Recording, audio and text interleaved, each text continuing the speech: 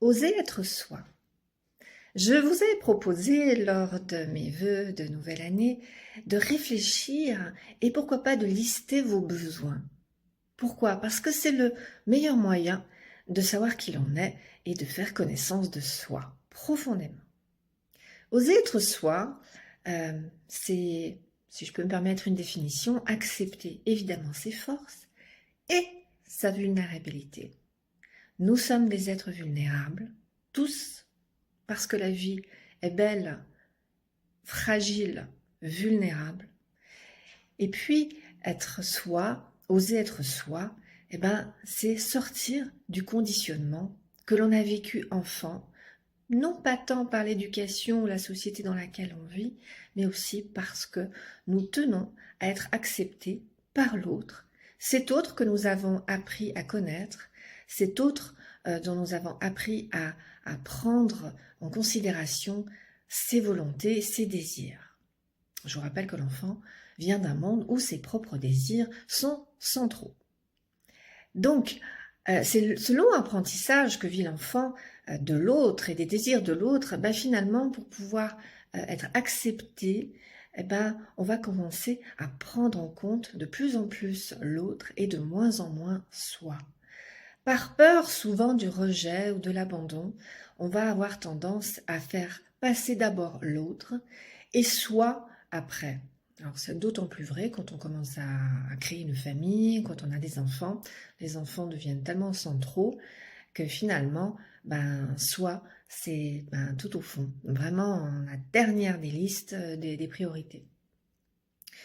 Donc, oser être soi, c'est finalement peut-être se remettre un petit peu au centre. Moi, j'aime bien utiliser cette scène de théâtre où vous êtes plus figurant parce qu'il s'agit quand même de la pièce de votre vie.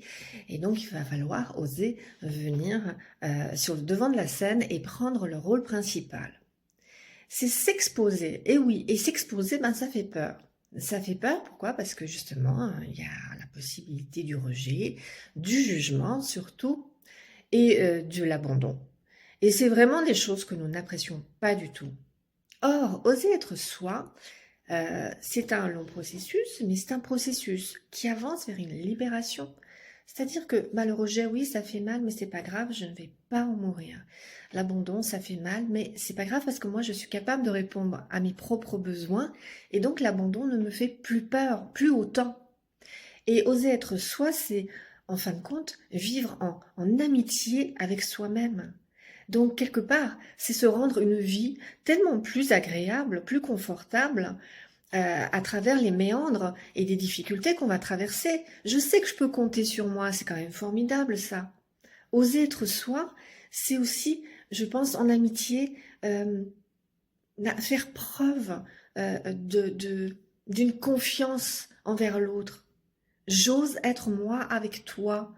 Et puis, c'est lui faire un beau cadeau de sincérité et d'authenticité.